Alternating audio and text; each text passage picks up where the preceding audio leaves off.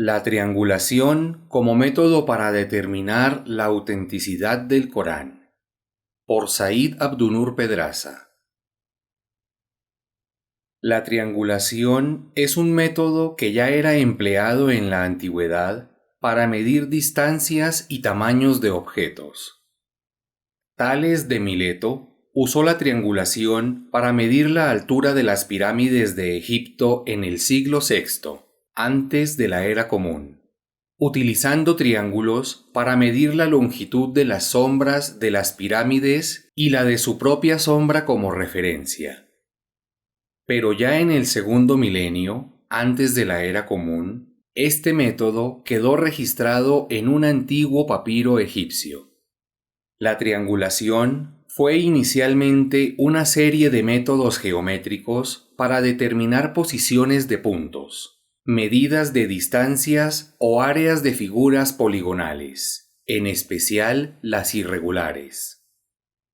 Estos métodos fueron introducidos a la Europa medieval a través de España, gracias al aporte de los estudiosos musulmanes que desarrollaron el astrolabio y la trigonometría, la que dio paso al desarrollo de la triangulación geodésica, cuyos principios siguen siendo utilizados hoy día para determinar la ubicación de un punto utilizando GPS. La definición de triangulación depende del tipo de investigación que recurra a ella. Para un topógrafo, triangular es señalar diversos puntos en un terreno considerando los vértices de un triángulo, para así fijar las posiciones relativas y distancias exactas de dichos puntos en un plano.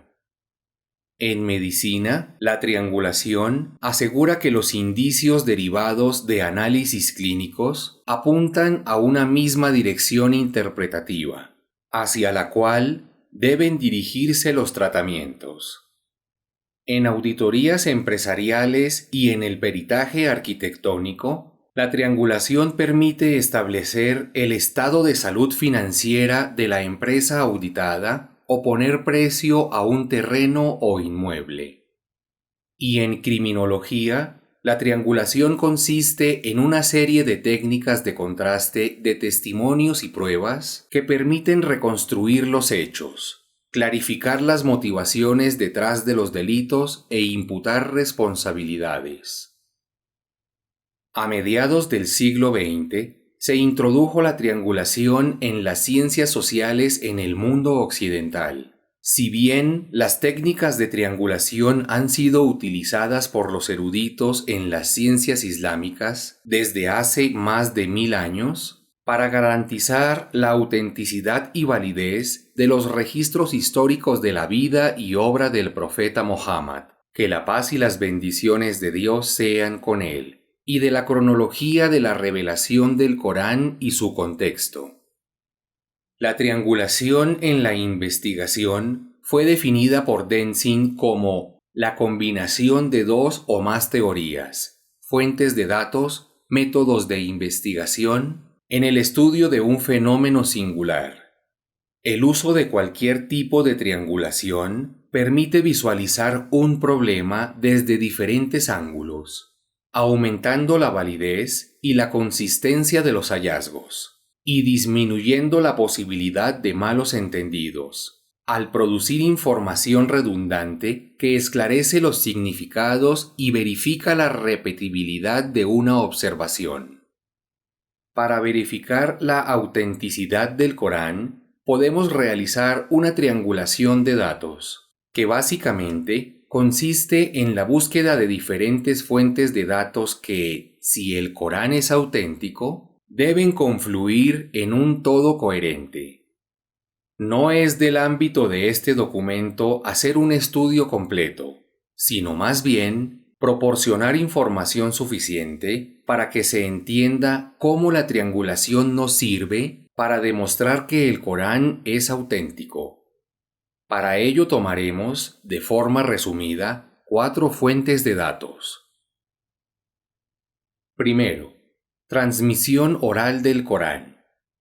A diferencia de las demás escrituras sagradas, que han estado ocultas siempre o durante buen tiempo, conocidas solo por sacerdotes o líderes, en idiomas ajenos a los de sus seguidores, etc., el Corán, desde el inicio, ha estado a disposición y en conocimiento del público. En la cultura árabe, la transmisión oral ha sido de vital importancia desde la antigüedad, de modo que los árabes ejercitan su memoria desde niños y han sido capaces de transmitir su historia, genealogía y ciencias de forma oral sin fallas. Cuando el profeta Muhammad, que la paz y las bendiciones de Dios sean con él, que era analfabeta, comenzó a recibir la revelación del Corán, empezó a recitarla a sus seguidores en círculos cerrados, y luego a toda la gente en lugares públicos. A lo largo de 23 años, el Corán fue revelado poco a poco y el profeta iba recitando todo lo que ya había sido revelado, más las nuevas revelaciones. Durante este tiempo, la gente que lo escuchaba se aprendía de memoria partes del Corán, y algunos se lo aprendieron todo completo.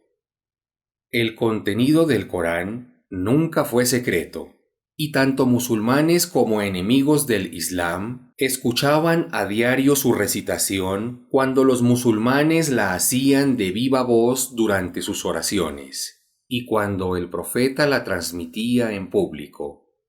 Al morir el profeta, miles de musulmanes se sabían de memoria el Corán completo tal y como él lo había recitado, y todos los demás se sabían de memoria al menos algunas partes del mismo. De ese modo, no una persona ni un pequeño grupo de personas, sino toda una generación de musulmanes transmitió de forma oral el Corán a la siguiente generación. Y así se ha continuado hasta la actualidad. Hoy en día, cientos de miles de personas en todo el mundo recitan el Corán completo de memoria durante el mes de Ramadán, en público, cada año. En cientos de escuelas y universidades de decenas de países, miles de niños, jóvenes y adultos estudian a diario el Corán para memorizarlo y recitarlo correctamente, de la forma en que era recitado por la primera generación de musulmanes. Las personas que viajan por países de mayoría musulmana escuchan a diferentes recitadores pronunciando exactamente las mismas palabras en árabe en diferentes partes del mundo. Si estás un fin de semana en una mezquita de Egipto, a la semana siguiente en una de Indonesia y a la semana siguiente en una de México, en todas escuchas el mismo texto coránico que has escuchado recitar toda tu vida, en, digamos, Pakistán, o que escuchaste alguna vez en CD que te regaló un musulmán.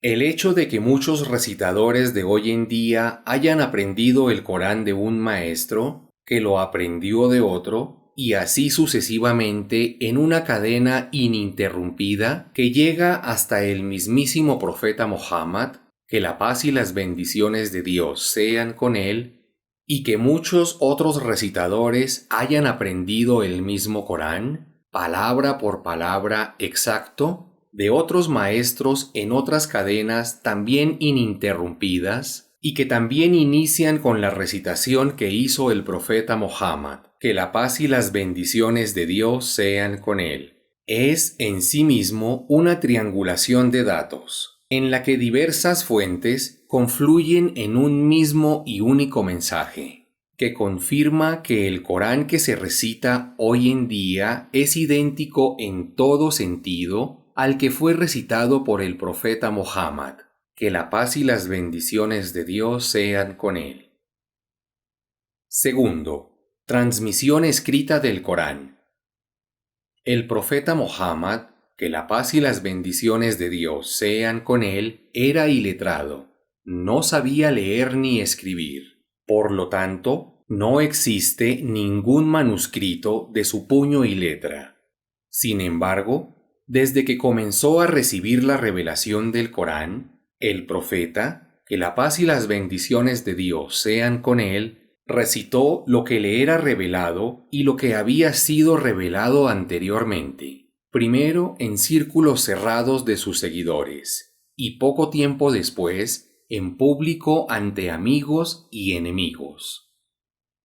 A medida que el profeta, que la paz y las bendiciones de Dios sean con él, recitaba el Corán, aquellos de sus seguidores que sabían leer y escribir iban poniéndolo por escrito en diversos medios: cuero, hojas de palma y hueso.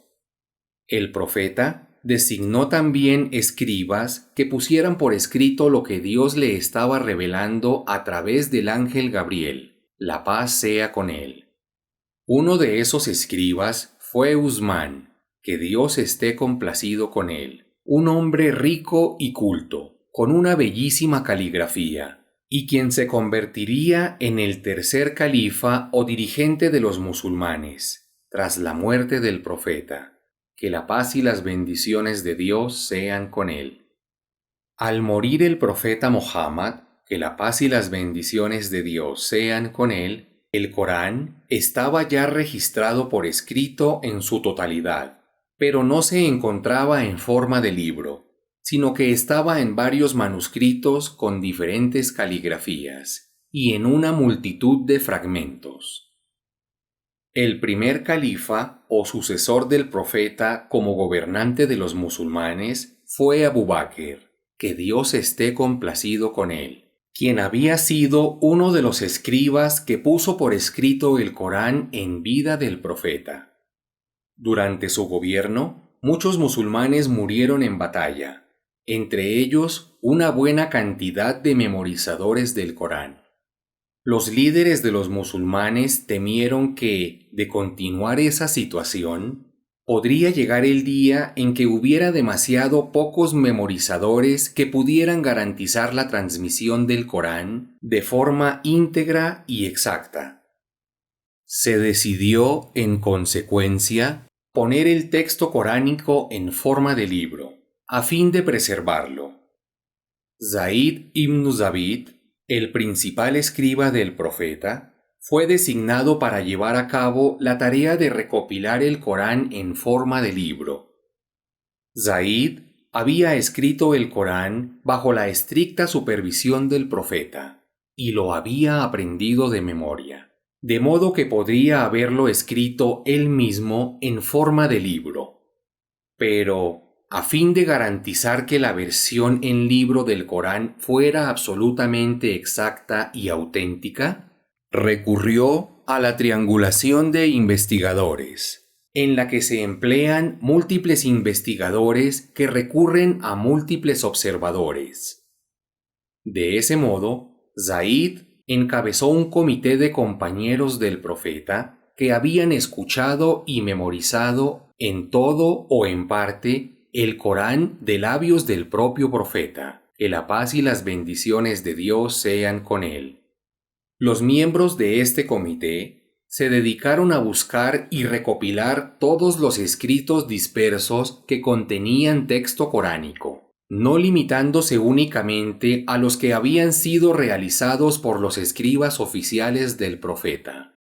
Para que un texto fuera incluido en el libro final, debía haber sido puesto por escrito en presencia del profeta, que la paz y las bendiciones de Dios sean con él, y debía ser verificada su autenticidad con el testimonio de al menos 2 compañeros del profeta que hubieran escuchado dicho texto de boca de él mismo.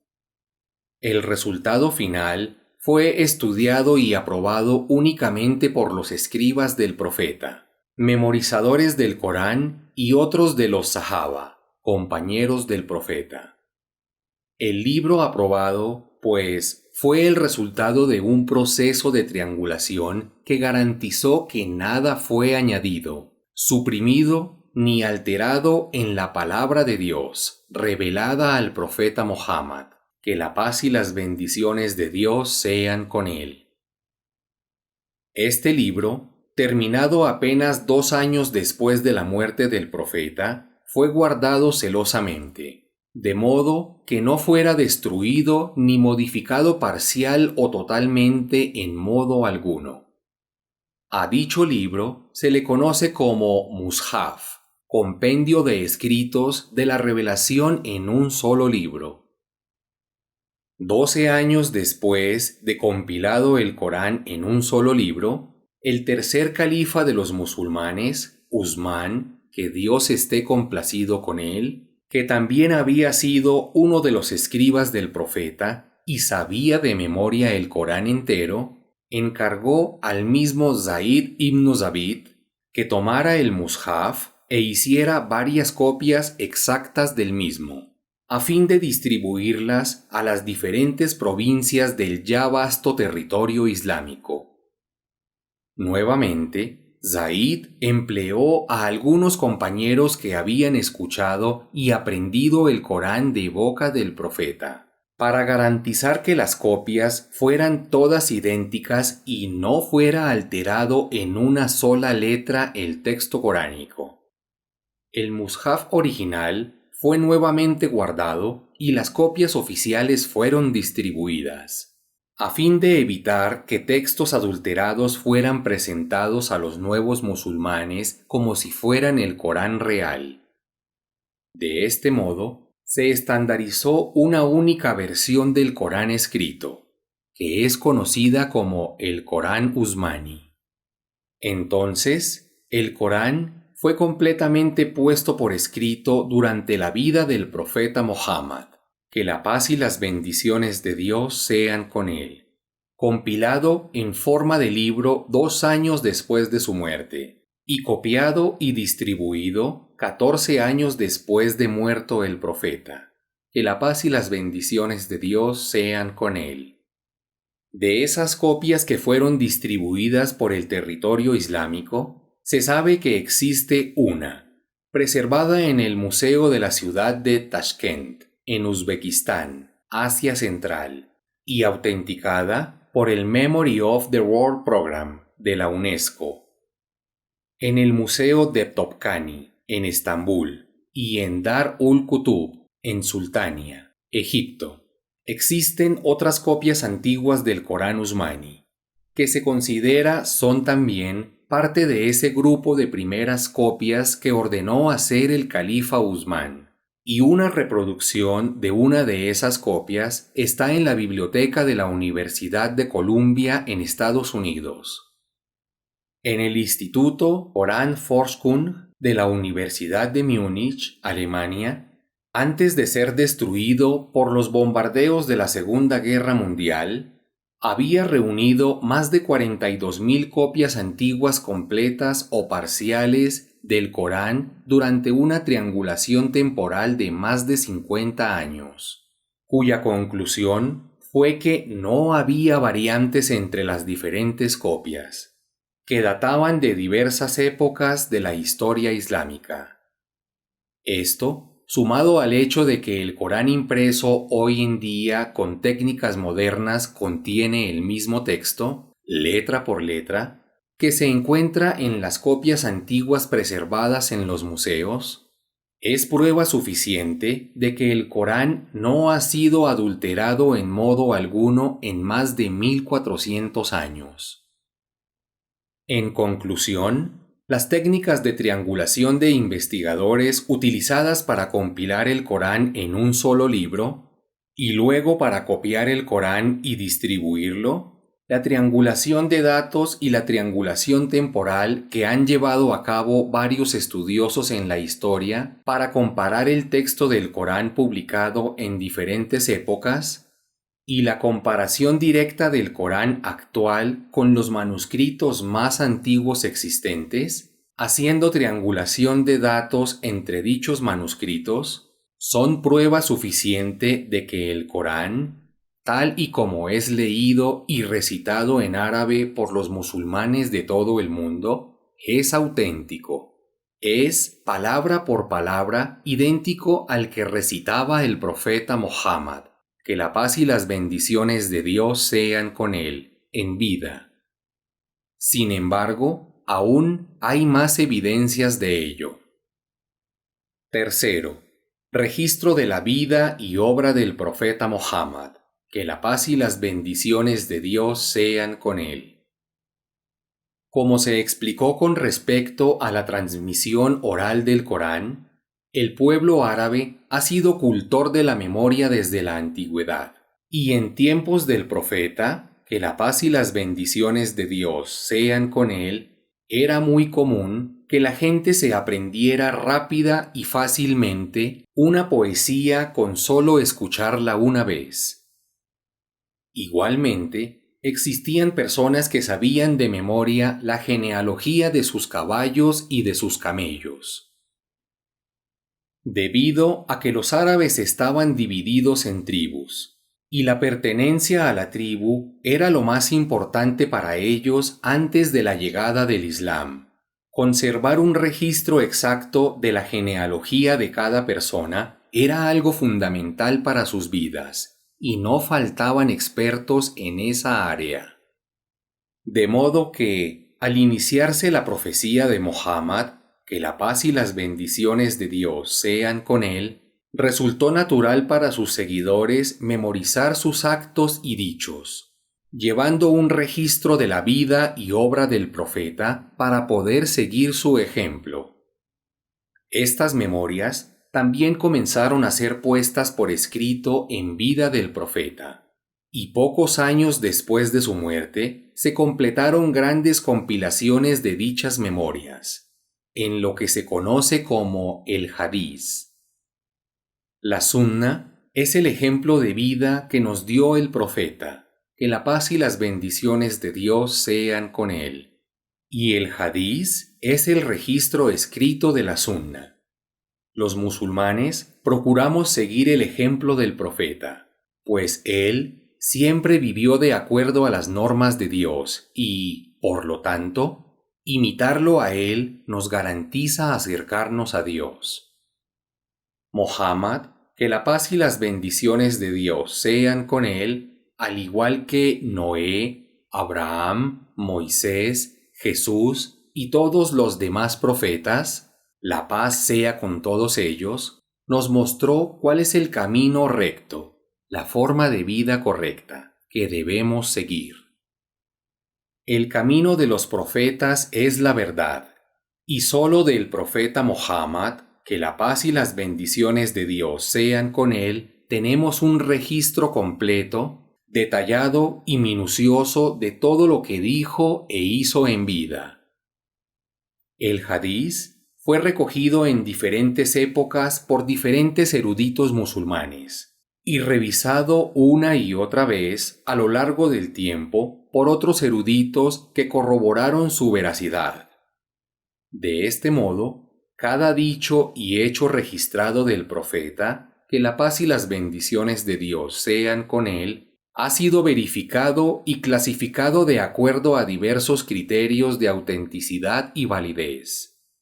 Estos procesos se han llevado a cabo con técnicas de triangulación de datos, triangulación espacial, triangulación temporal, triangulación de investigadores y triangulación metodológica. Es decir, prácticamente todas las técnicas de triangulación han sido aplicadas una y otra vez para garantizar la autenticidad del hadiz. De este modo, tenemos la garantía de que los hadices que han sido declarados auténticos a lo largo de los últimos 1400 años por los eruditos del Islam ortodoxo, sunismo, son plenamente confiables y nos dicen con exactitud palabras y actos del profeta, que la paz y las bendiciones de Dios sean con él. Ahora bien, lo que estamos tratando de hacer es una validación de la autenticidad del Corán. ¿Qué tiene que ver el hadiz con eso? La respuesta nos la da un hadiz auténtico recopilado por Al-Bukhari, en el que se registra que a Aisha, que Dios esté complacido con ella, la esposa del profeta Muhammad, que la paz y las bendiciones de Dios sean con él, se le preguntó: ¿cómo era el carácter del mensajero de Alá? Ella respondió: su carácter era el Corán. Lo que nos dice este hadiz es que todo lo que hacía y decía el profeta Muhammad, que la paz y las bendiciones de Dios sean con él, estaba acorde con el Corán. El profeta, que la paz y las bendiciones de Dios sean con él, puso en práctica el Corán en todos los aspectos de su vida. Y debido a eso, no hay conflicto alguno ni contradicción entre los hadices auténticos y el Corán. Los hadices que han sido validados como auténticos a lo largo de la historia islámica fueron recopilados por diversos eruditos del Islam en diversas épocas, entre ellos Al-Bukhari, Muslim, Ibn Majah, Tirmidhi, An-Nasai, Abu Daud, Malik, An-Nawawi y otros. Al hacer una triangulación de datos entre cada una de estas fuentes y el Corán, nos encontramos con que el Hadiz y el Corán forman un conjunto coherente, lo que confirma que el Corán no solo es auténtico, sino que es viable, pues el profeta Muhammad, que la paz y las bendiciones de Dios sean con él, era un ser humano y vivió según las instrucciones y enseñanzas coránicas. Cuarto, registro de la vida y obra de los compañeros del profeta Muhammad. Que Dios esté complacido con ellos. El mensaje del Corán cambió el curso de la historia y transformó por completo el mapa geopolítico de Asia, el norte de África y parte de Europa, en apenas los primeros 50 años desde el inicio de la revelación. Las 3 primeras generaciones de musulmanes, llamadas en conjunto los Salaf, vivieron, gobernaron y difundieron el Islam por el mundo con un apego estricto a las normas y enseñanzas coránicas y al ejemplo del profeta Muhammad, que la paz y las bendiciones de Dios sean con él. Transmitieron el Corán de forma oral y escrita, y transmitieron las enseñanzas del profeta, que la paz y las bendiciones de Dios sean con él, no solo de manera oral y escrita, sino con su propio ejemplo. Muchos de ellos fueron grandes personalidades históricas, y el registro de sus vidas, hecho por diferentes autores, nos muestra cómo vivieron y cómo practicaron el Islam. Los musulmanes consideran que, después del Corán y el Hadiz, el ejemplo de los Salaf es una fuente importante de conocimiento sobre cómo se aplica correctamente el Islam a la vida diaria, cómo se construye una sociedad verdaderamente islámica y cómo se debe preservar el mensaje del Corán. El estudio de las vidas de los Salaf, incluyendo a las esposas del profeta, los 4 califas rectos y los 4 imames fundadores de las escuelas de jurisprudencia islámica, se constituye en una combinación de triangulación de datos y triangulación de investigadores, que nos confirma que las primeras generaciones de musulmanes se esforzaron en vivir según las mismas normas y enseñanzas que los musulmanes de hoy en día aprenden del Corán y de la Sunna del profeta Muhammad, que la paz y las bendiciones de Dios sean con él, tal y como los encontramos registrados en la actualidad. Hasta aquí hemos visto qué es la triangulación y estudiamos brevemente 4 fuentes de datos para realizar una triangulación de datos con ellas, que nos permita verificar la autenticidad del Corán que conocemos en la actualidad. Vimos también que cada una de esas 4 fuentes, a su vez, ha sido corroborada a través de una o más técnicas de triangulación, al punto de que cada fuente, por sí misma, es garantía suficiente de que el Corán que podemos leer hoy día en árabe es exactamente el mismo que le fue revelado al profeta Muhammad, que la paz y las bendiciones de Dios sean con él, sin adulteraciones de ningún tipo. En consecuencia, es de esperar que, si realizamos una triangulación de datos entre esas cuatro fuentes, el resultado será que coinciden de manera coherente. Como ya se dijo anteriormente, no es del ámbito de este documento realizar el estudio consensuado de la autenticidad del Corán aplicando las técnicas de triangulación, pues el espacio no lo permite. Por lo tanto, describiré brevemente cuál es la lógica de la triangulación y cuál es su resultado. El lector tiene la capacidad y libertad de realizar el procedimiento completo para corroborar la veracidad de este resultado. En resumen, Dios le reveló el Corán al profeta Muhammad, que la paz y las bendiciones de Dios sean con él, a lo largo de 23 años, durante los cuales el profeta fue recitando en público lo que le era revelado y al mismo tiempo fue aplicándolo a su vida y enseñando a sus seguidores a vivir de esa misma manera. Al morir el profeta, los musulmanes sabían de memoria el Corán en parte o en su totalidad, y los escribas del profeta lo habían puesto por escrito. Al mismo tiempo, los musulmanes se preocuparon por registrar la vida y obra del profeta, y por vivir siguiendo ese ejemplo. De tal modo que hoy en día no solo contamos con el Corán transmitido de forma tanto oral como escrita, sino que también contamos con un registro muy completo de los dichos y actos del profeta y de las primeras generaciones de musulmanes, que vivieron de acuerdo al Corán. Al hacer la triangulación de estas cuatro fuentes, lo que encontramos es, por un lado, que el texto coránico que ha sido transmitido oralmente de generación en generación en cadenas ininterrumpidas de memorizadores es idéntico palabra por palabra al texto que podemos leer en la versión impresa del Corán en la actualidad, que a su vez es idéntica palabra por palabra al texto de los manuscritos coránicos antiguos que se encuentran preservados en varios museos. Y por otro, que ese texto coránico no entra en conflicto en modo alguno con las vidas del profeta y de los primeros musulmanes. Es decir, las vidas de todos aquellos que se esforzaron en vivir de acuerdo al Corán, tal y como lo conocieron de boca del mismo profeta o de sus compañeros más cercanos. Son conscientes con el texto del Corán tal y como lo conocemos hoy en día.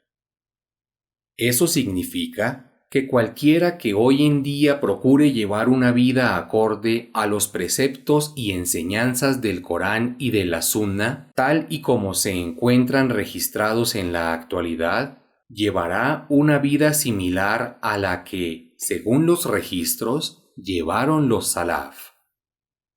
En consecuencia, las enseñanzas, los mandatos y las normas establecidas en el Corán y en la Sunna auténtica del profeta Muhammad son hoy los mismos que sirvieron de guía a los primeros musulmanes hace 14 siglos.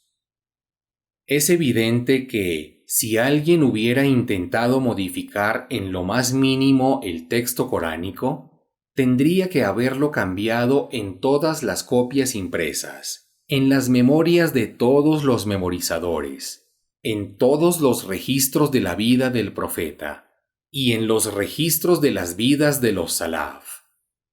Una tarea por completo imposible, máxime si tenemos en cuenta que el Islam se dispersó muy rápidamente y en el vasto territorio islámico, que en medio siglo ya era mayor a la extensión del Imperio Romano en sus mejores tiempos, se distribuían copias del Corán de manera masiva y se vendían en gran cantidad de librerías donde podía conseguirse una gran variedad de textos, gracias a un ejército de copistas, en su mayoría mujeres, que producían libros en grandes cantidades, en la misma época en que Europa vivía el oscurantismo. El hecho de que la transmisión oral del Corán, la transmisión escrita del Corán, la transmisión escrita de la vida y obra del profeta en el Hadís, la transmisión oral de la Sunna del profeta, que la paz y las bendiciones de Dios sean con él entre las primeras generaciones de musulmanes, y la transmisión escrita de las vidas de muchos de esos primeros musulmanes, conformen un conjunto coherente, que es lo que se denomina el Islam verdadero u ortodoxo, sunismo. Es prueba contundente de que el Corán que podemos leer hoy día en impresiones modernas del Mushaf en idioma árabe es 100% auténtico, libre de toda corrupción o adulteración. También es prueba suficiente de que un verdadero musulmán es aquel que vive el Islam en su cotidianidad, en la forma en que fue conocido, entendido, enseñado y aplicado por los primeros musulmanes, en particular por las esposas del profeta, que la paz y las bendiciones de Dios sean con él, los 4 califas rectos y los fundadores de las 4 escuelas de jurisprudencia islámica. Que Dios esté complacido con todos ellos. Si tenemos en cuenta que el Corán contiene muchas evidencias de que no pudo ser escrito por ningún ser humano y que su procedencia definitivamente es divina, entre otras cosas porque contiene información científica que solo fue descubierta con la tecnología del siglo XX, el hecho de que podamos corroborar su autenticidad nos asegura que el Corán es 100% palabra de Dios sin ninguna intervención del ser humano. Y el hecho de que una fuente que nos garantiza su autenticidad es el registro de las vidas de los primeros musulmanes, nos asegura que el Corán es 100% viable, aplicable a la vida de cualquier ser humano y que, por lo tanto, no es una utopía. Podemos realmente conocer la palabra de Dios y vivir de acuerdo a ella. Te he revelado el libro que contiene todas las explicaciones, el cual es guía, misericordia y albricias para los que se someten a Dios. Corán 16:89. Por último, Dios mismo nos asegura en su palabra que el Corán es su revelación y que Él la mantendrá intacta hasta el fin de los tiempos. Por lo tanto, corroborar que el Corán es auténtico es simplemente confirmar que Dios mantiene su palabra. Yo he revelado el Corán y yo soy su custodio. Corán 15:9.